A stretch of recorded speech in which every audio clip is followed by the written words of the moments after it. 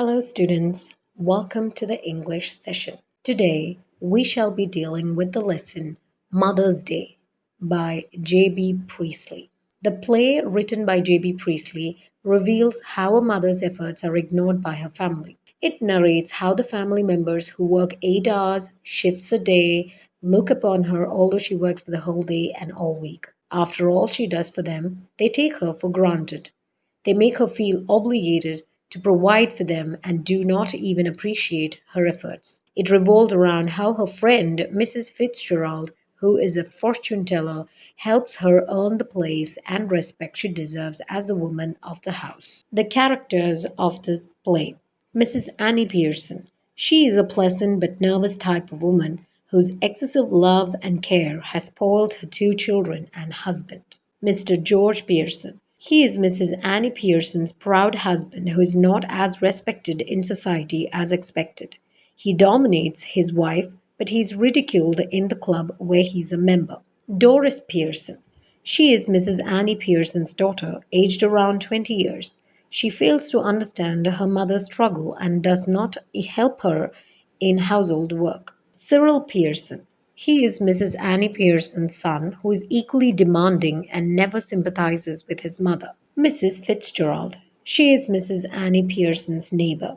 She is quite strong willed, knows magic, and helps Mrs. Annie Pearson to reform the spoiled members of Mrs. Annie Pearson's family. So let's explore the story. Mrs. Annie Pearson and Mrs. Fitzgerald are next door neighbors.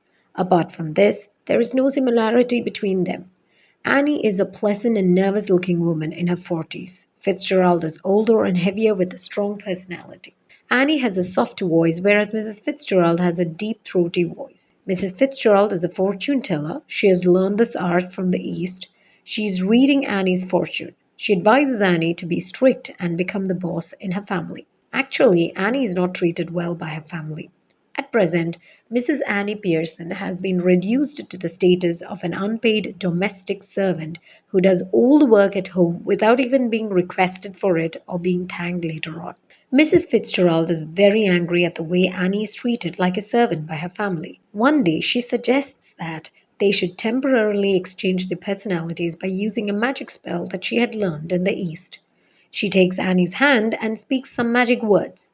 A transformation takes place, and the personality of Mrs. Fitzgerald shifts into the body of Annie, and vice versa. Annie is scared, but Mrs. Fitzgerald assures her that the change is reversible. Mrs. Fitzgerald, now in the body of Annie, stays at Annie's house and sends Annie to her house where she can relax. Doris, the daughter of Mrs. Annie Pearson, a beautiful girl aged 20, enters the house. She gets shocked at seeing her mother smoking and playing cards alone. Doris asks about her yellow dress, but her mother does not respond. She asks for tea, and her mother answers rudely, telling her to iron her dress herself and make tea if she wants to. Doris gets angry but gets a good scolding from her mother. Then Annie makes fun of Doris' boyfriend, Charlie Spence, for having projecting teeth and being stupid. She tells Doris frankly that at her age she would have found someone better than Charlie Spence. This strange behavior is too much for Doris and she goes out of the room crying. Cyril, Annie's son, enters the house and asks for tea in a demanding and angry manner. Annie tells him that she has not bothered to get tea ready. Cyril asks her if everything is all right with her. She replies that she has never felt better in her life. When Cyril inquires why she has not got the tea ready, Annie replies that she wanted a change and that's why she has not bothered to make tea. Cyril announces that he is short of time, so she should get the tea ready immediately. Cyril further inquires whether she has got his clothes ready. When she says no, he gets anguished.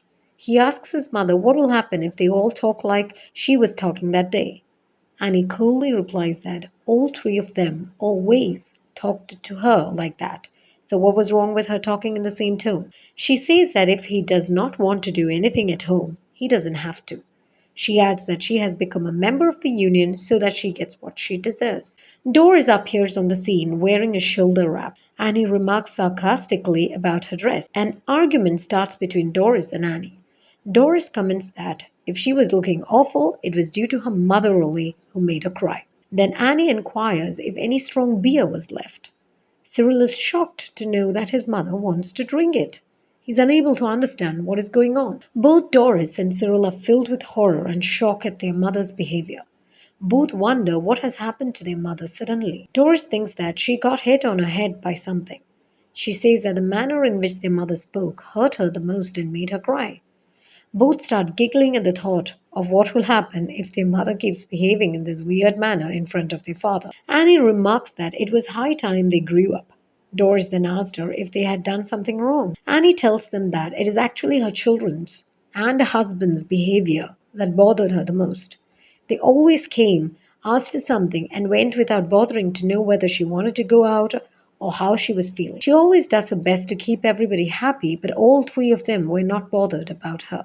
Annie also remarks that while the three of them do a job of 8 hours a day with 2 days off at the weekend, she goes on working 7 days around the clock. She warns them that on weekends she will also be going to take 2 days off. Doris is really worried about what will happen if her mother takes a holiday on weekends. However, Annie assures Doris that she would do some work on Saturday and Sunday only when she's requested for it and thanked for whatever she does. She might go out for weekends, also, as she was fed up of staying in the house for years together.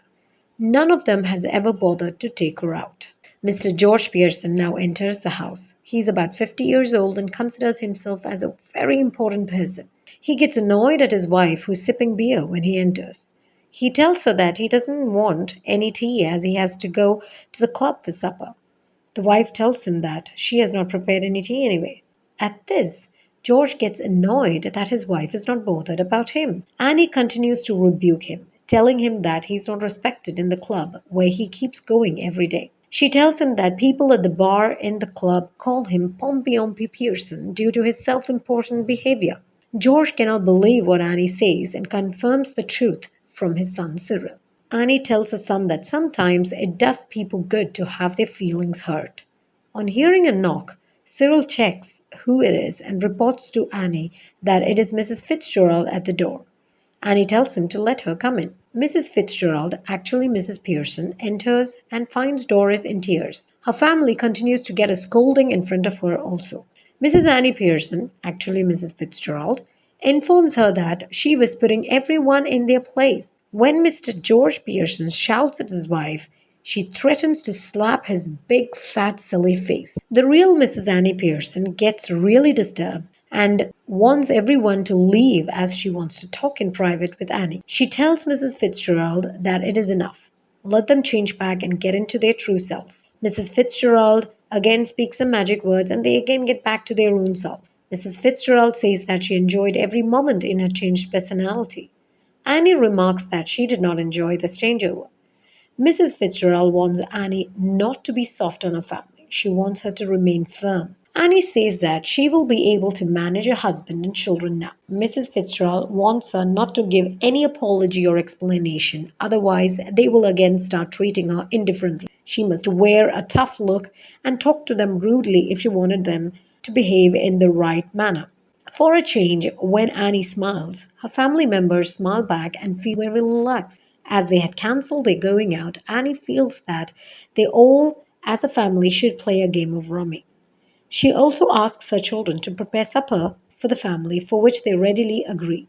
She also wants to have a talk with George, her husband, for which everybody agrees. The play ends on a happy note where the children and husband are willing to do whatever Mrs. Annie Pearson suggests. With this, we have come to the end of our session. Thank you and have a nice day.